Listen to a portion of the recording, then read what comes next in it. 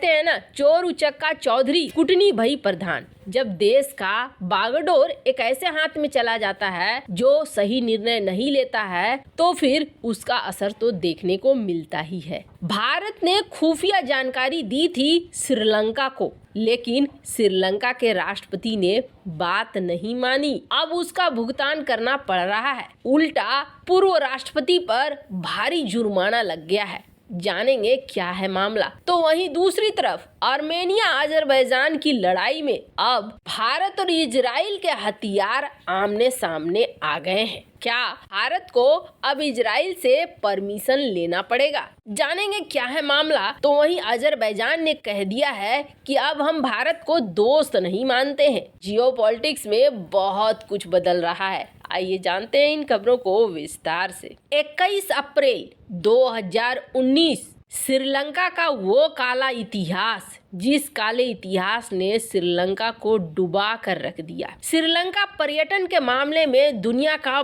बहुत अच्छा जगह माना जाता था और पर्यटन से श्रीलंका की कमाई खूब होती थी, पर इस एक तारीख ने सब कुछ बदल कर रख दिया। दरअसल इस एक तारीख को क्या हुआ था, 21 अप्रैल 2019 9 सुसाइड बॉम्बर्स निकलते हैं नेशनल तवाहिद जमात के, और ये सिलसिलेवार तरीके से 3 चर्च, कई होटल पर हमला कर देते हैं। श्रीलंका में गजब की तबाही मचती है और इस हमले में करीब 270 लोग मारे जाते हैं। ईस्टर का ये हमला टल सकता था, पर ये टला नहीं। इस हमले का क्या असर पड़ा? हमले का असर ये पड़ा कि दुनिया के देश जाने से डरने लगे, पर्यटन एकदम से गिरने लगा।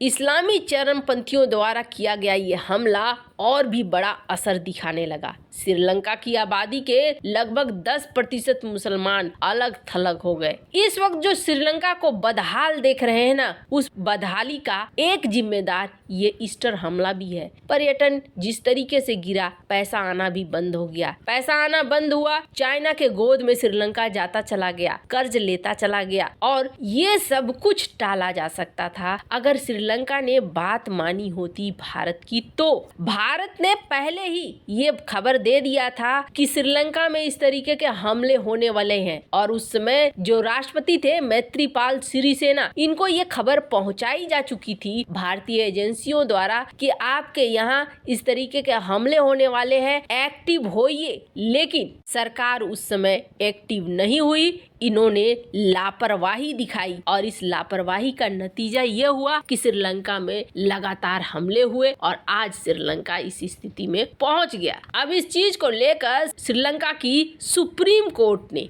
7 सदस्य बैठे थे जज, इन्होंने फैसला दिया और कहा ये जो भारत ने साझा किया था एकदम विस्तृत खुफिया जानकारी कि इस तरीके के हमले होंगे, फिर भी आपने हमले को नहीं रोका और रोकने के तरफ कोई कदम भी नहीं बढ़ाया, तो आपको देने होंगे 100 मिलियन श्रीलंकाई रुपए, और ये राष्ट्रपति सिरिसेना के अपने खाते से जाएंगे। वहीं पूर्व पुलिस प्रमुख उजित जयसुंदरा और पूर्व राज्य खुफिया सेवाओं के प्रमुख नीलांथा जयवर्धने पर भी 75 मिलियन श्रीलंकाई रुपए, और पूर्व रक्षा सचिव हेमाश्री फर्नांडो 50 मिलियन श्रीलंकाई रुपए मुआवजे के रूप में देने का आदेश दे दिया है, और कहा है ये सब कुछ इनके निजी पैसे से निकलना चाहिए, इनकी संपत्ति से निकलना चाहिए, बाकी चीजों से निकलना चाहिए। 6 महीने के भीतर अदालत को बताओ कि इन्होंने पैसे दिए उन पीड़ितों को कि नहीं दिए। आपको बता दें, ईस्टर संडे से कुछ हफ्ते पहले ही भारत ने बता दिया था कि आपके यहाँ हमला होने वाला है, लेकिन इसके बावजूद तैयार नहीं हो पाया था श्रीलंका और बवाल मच गया था। खैर, अब उच्चतम न्यायालय ने लगा तो दिया है फटका, अब ये कब तक दे पाते हैं या नहीं दे पाते हैं ये तो समय बताएगा। खैर, जहाँ एक तरफ ये सब कुछ हो रहा है तो वहीं दूसरी तरफ एक बड़ा वाला खेल चल रहा है। सबसे पहले तो आर्मेनिया अजरबैजान की लड़ाई में अब आमने सामने भारत और इजराइल के हथियार होने जा रहे हैं एकदम से। आपको बता दें, इस लड़ाई में न तो इजराइल सीधे सीधे शामिल है और न ही भारत शामिल है, लेकिन इजरायली हथियार पिछली बार अजरबैजान को मिले थे और वो इजरायली हथियार था बराक 8। तो वहीं भारत ने भी पिछली बार स्वाति रडार वगैरह को दिया था आर्मेनिया को, पर अब आर्मेनिया को और भी बहुत कुछ चाहिए। आर्मेनिया ने ये देखा कि बराक 8 का परफॉर्मेंस बहुत अच्छा रहा है अजरबैजान की तरफ से, तो ऐसे में बराक 8 के टक्कर का ही कुछ हमारे पास हो तो बात बने। और इसके लिए इन्होंने कहा है कि हम भारत से MRSAM लेना चाहते हैं। हमारे पास जो S-125 पिचोरा है इसको हम बदलना चाहते हैं। आपको बता दें सोवियत संघ के जमाने का S-125 इस वक्त इस्तेमाल करते हैं। वैसे तो आर्मेनिया S-300 भी इस्तेमाल करता है जिसकी रेंज 150 किलोमीटर है, लेकिन ये उस तरीके का मदद नहीं कर पा रहे हैं। S-300 के लिए जो मिसाइल्स होने चाहिए उसकी क्वालिटी भी नहीं अच्छी है आर्मेनिया के पास। तो ऐसे में आर्मेनिया ये कह रहा है कि हम लेना चाहते हैं डिफेंस सिस्टम और एयर डिफेंस सिस्टम जैसे कि आकाश हो गया, आकाश NG हो गया, और अब एक नई चीज ला दी है MRSAM। अब जैसे मजेदार बात ये है कि बराक 8 जो कि इस्तेमाल होता है अजरबैजान तुर्की के द्वारा और भारत की MRSAM की जो ये मांग कर रहा है, इस MRSAM में भी लगे हुए हैं इजरायली टेक्नोलॉजी, लेकिन भारत के पास ट्रांसफर ऑफ टेक्नोलॉजी का पूरा हक है, इसलिए भारत इसे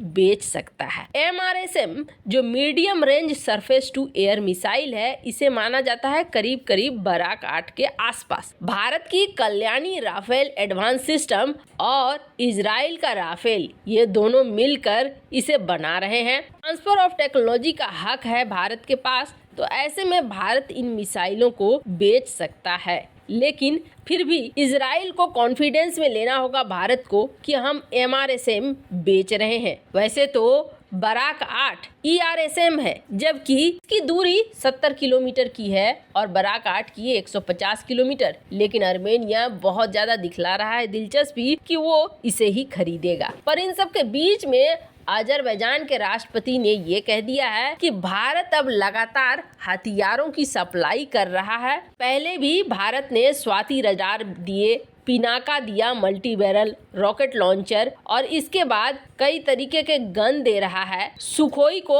अपग्रेड कर रहा है। ये सारी चीजें बताती है कि भारत अब हमारा दोस्त नहीं रहा है। अजरबैजान के राष्ट्रपति को अभी याद आया है जब इन्होंने 2021 में कश्मीर मामले में समर्थन दे दिया था पाकिस्तान को, तब ये दोस्ती समझ में नहीं आई थी। वैसे भारत जो कर रहा है, क्या आप उससे सहमत हैं या नहीं? कमेंट कर अपनी राय जरूर बताएं। जल्द मिलते हैं अगले वीडियो में नई खबर के साथ।